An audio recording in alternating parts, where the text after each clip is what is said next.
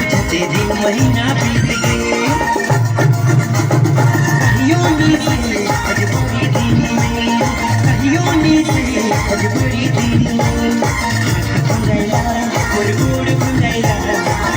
गुंजाइला और गुड़ गुंजाइला कादिल गुड़िया नाम ले